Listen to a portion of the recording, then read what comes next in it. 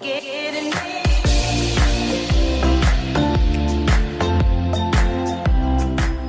जैसा मैं चर्चा कर रहा था कि मेरी यह कविता भूख के कोख से जन्म लेती है, इसलिए इस कविता का शीर्षक है मेरा पेट खाली है।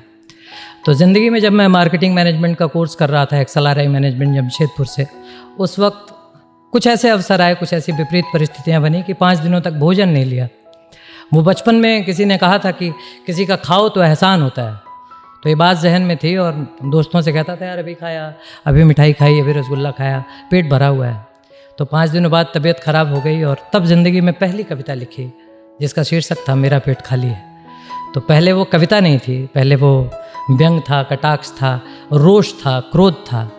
बाद में किसी ने कहा कि यार अच्छा लिखते हो, कहाँ से कॉपी किया? मैंने कहा नहीं भैया, बस ऐसे ही लिखा और फिर कविता लिखने लगा जिससे सुकून मिलने लगा। तो मेरी कविता का शीर्षक है मेरा पेट खाली है।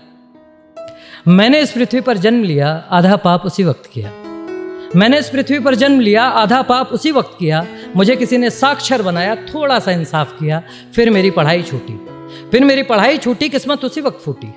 फिर मेरी पढ़ाई छूटी, किस्मत उसी वक्त फूटी। यह देखकर जिंदगी भी मुझसे रूठी।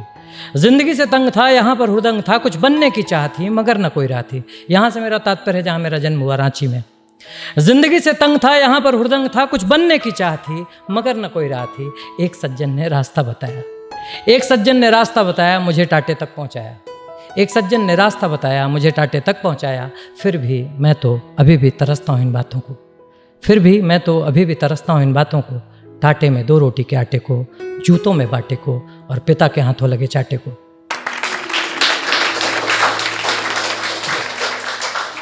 This line came just because I lost my father in early age. फिर भी मैं तो अभी भी तरसता हूँ इन बातों को, टाटे में 2 रोटी के आटे को, जूतों में बाटे को और पिता के हाथों लगे चाटे को। मेरी ऐसी किस्मत कहाँ, मेरी ऐसी किस्मत कहाँ। मेरा पेट खाली है, कुत्ते के आगे खीरों भरी थाली है। शायद यही कारण है हर गली में 2-4 मवाली है। मेरा पेट नंगा है, बदन पर टाई और जींस टंगा है। मेरा पेट नंगा है, बदन पर टाई और जींस टंगा है। भैया यह तो मेरी मजबूरी है, अभी भी रोटी और पेट के बीच दूरी है। शुक्रिया। मेरा पेट नंगा है, बदन पर टाई और जींस टंगा है। भैया यह तो मेरी मजबूरी है, अभी भी रोटी और पेट के बीच दूरी है। बोलने की खाता हूँ मगर बोल नहीं पाता हूँ। जब आप कई दिनों भूखे रहते हैं तो आपकी एनर्जी कम हो जाती है।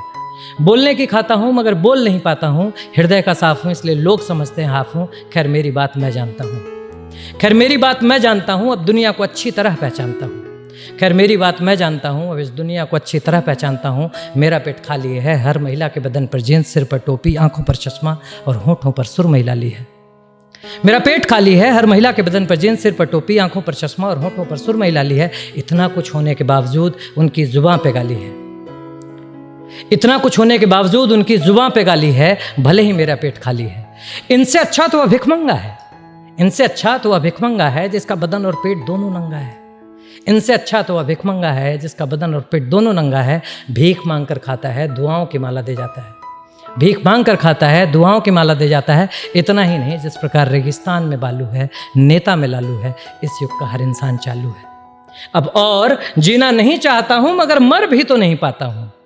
अब और जीना नहीं चाहता हूँ मगर मर भी तो नहीं पाता हूँ। खैर छोड़िए, जब तक जीवित हूँ दूसरों के काम आता हूँ। अब अपनी इस जिंदगी से तंग तंग हूँ, अब अपनी जिंदगी से तंग तंग हूँ। खुद अपनी जिंदगी पर व्यंग हूँ, अब भी यह देखकर दंग हूँ। साला कुत्ते के आगे खीरों भरी थाली है और मेरा पेट खाली है। भले ही मेरा पेट खाली है, भले ही मेरा पेट खाली है।